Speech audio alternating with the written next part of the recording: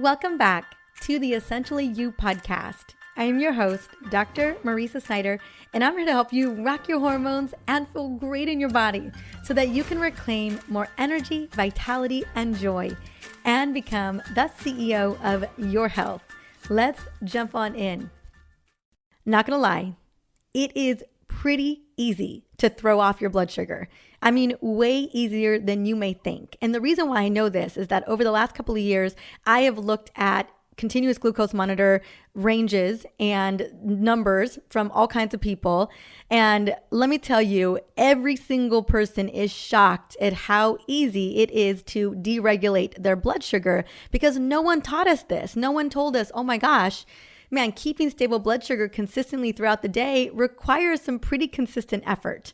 So what I want to do today is I want to share 5 easy ways to fix your blood sugar. But before I do that, I want to speak into the 3 signs that you know that you are on a blood sugar roller coaster or that your blood sugar is off.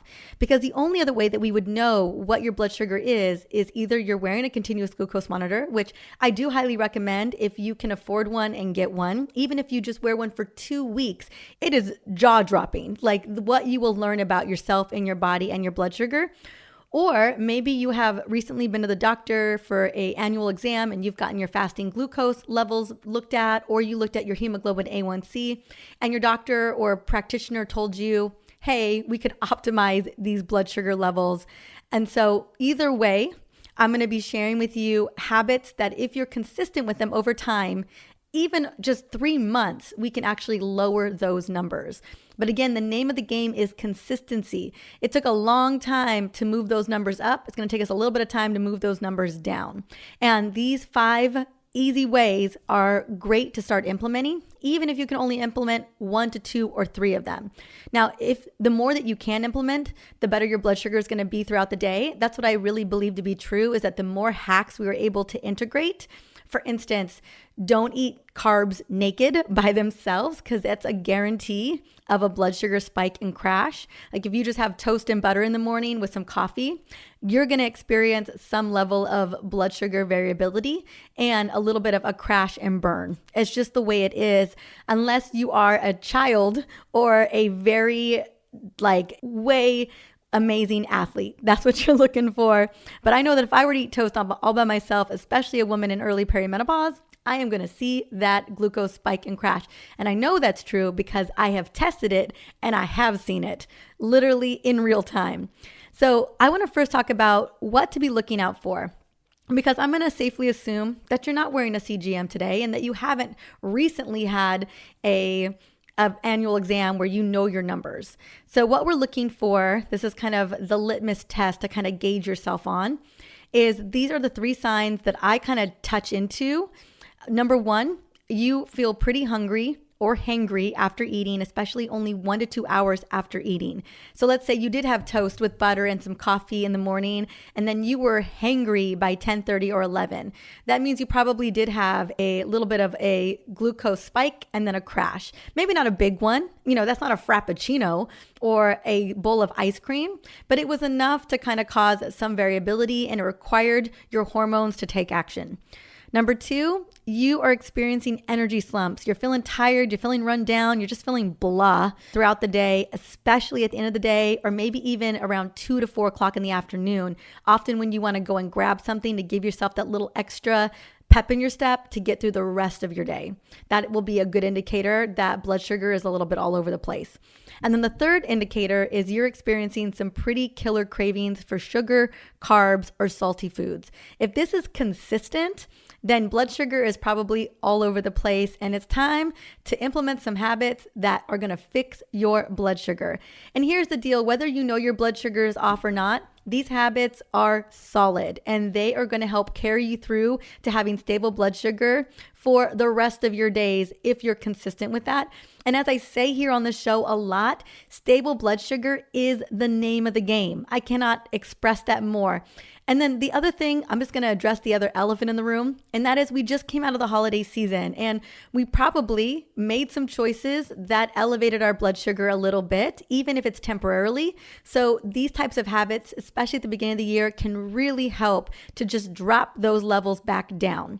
So without further ado, ado, here are 5 fast and effective things that you can do to stabilize your blood sugar after you're overeating or you're consuming a venti chocolate Frappuccino or entire bag of chips or some cookies, or just know that your blood sugar is off and you want to get it back on track. Number 1, take the stairs for 10 minutes or go for a 15 to 30 minute walk. Basically, it's about moving the body, right? If you know your blood sugar is whacked out, you're feeling off, you're feeling tired. I know the temptation is to sit on the couch and watch your favorite movie or a Netflix show, whatever it may be. But after that meal or after that dessert and you're feeling things are off, definitely get moving. This helps your muscles use that blood sugar instead of just storing it in the liver or eventually as fat cells. Because when we have excess sugar, it just turns directly into fat storage. That's the name of the game. Now, I have an entire episode on the benefits of walking, but goodness knows there are so many episodes on walking here on this show. It is what we need to be doing. And it's underrated. Like, I'll tell you what, I have a newfound love affair with walking.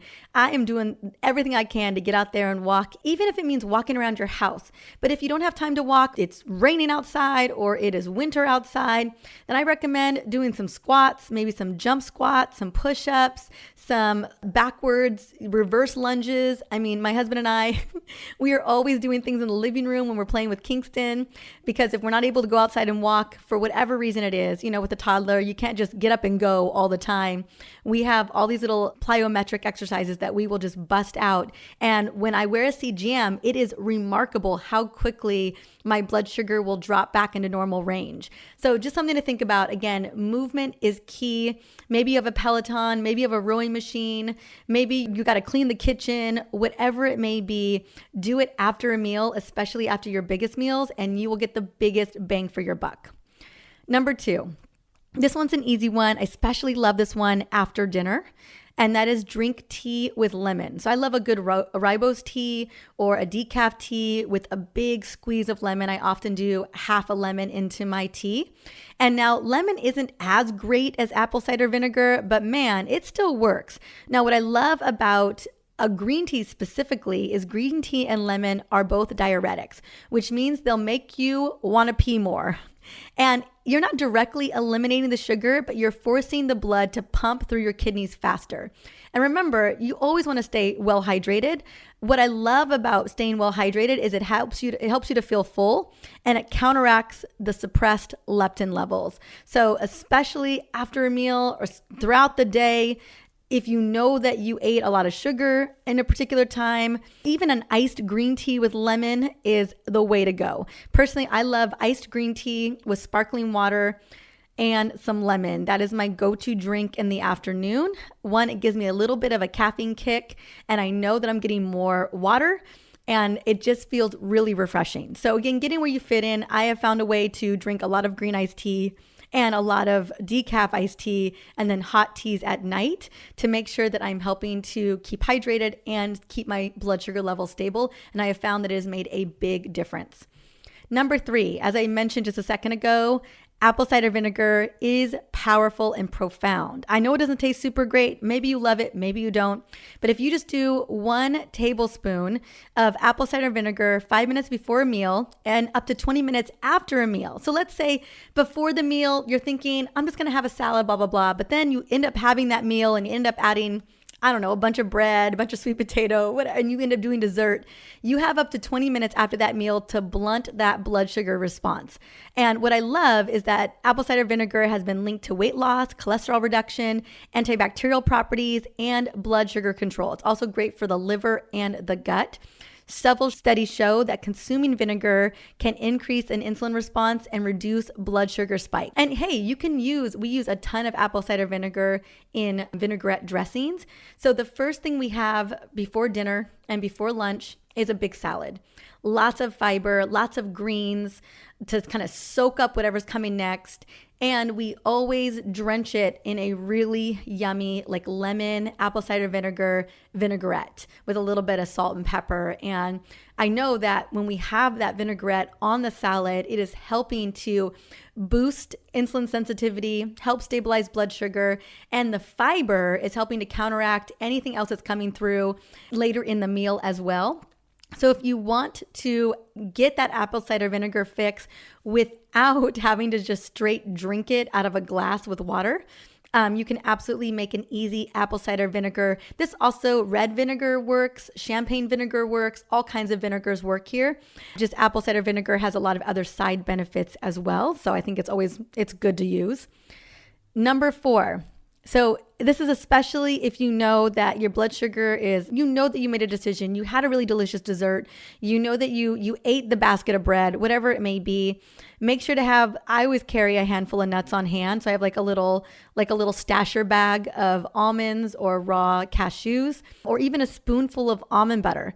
So I know this may seem counterintuitive, but the goal is to blunt the blood sugar response, and adding a little bit of fat and protein after a sugar-laden meal is one of the best ways to slow down a blood sugar response. So it could be that you have a little bit of chicken, or you have some chicken and some almonds. Again, the point is that you want to blunt that blood sugar response as quickly as possible.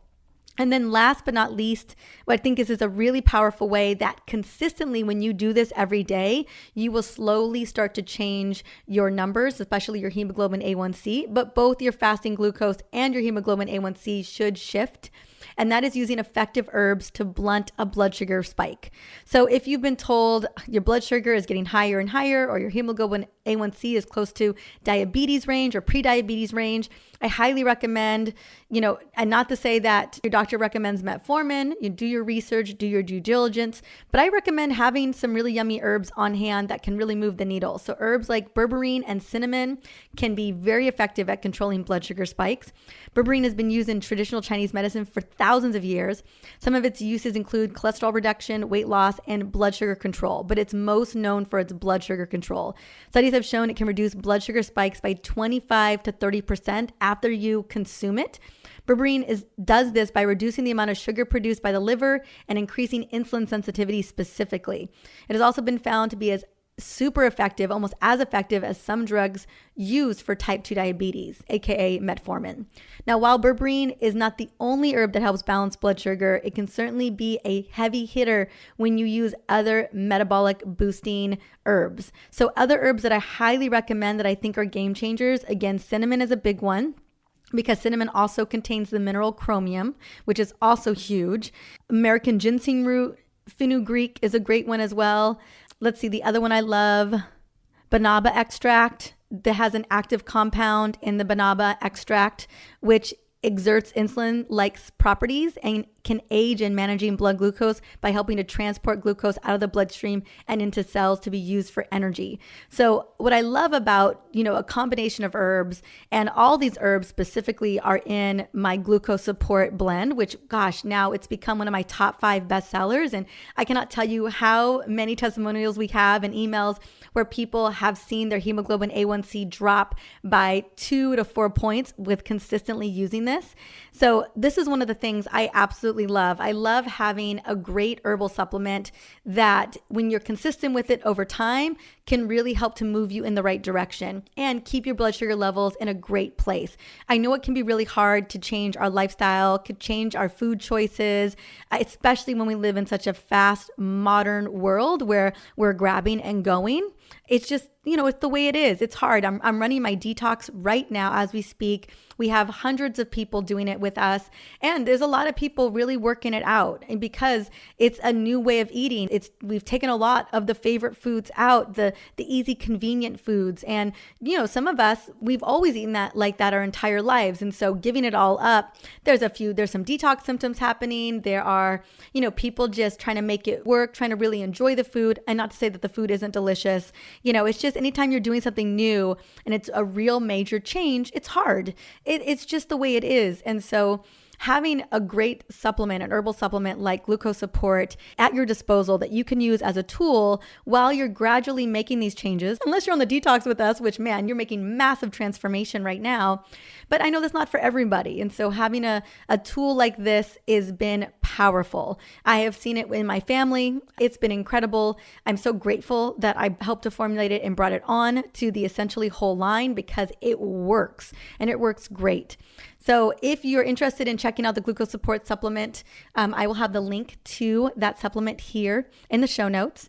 And hands down, what I'm recommending right now is having a couple of habits in place that you can begin to integrate every day or at least a couple times a week, especially when you know you're eating a high carb or high sugar meal where you really need some hacks to kind of help, eliminate the potential for a massive blood sugar spike and crash.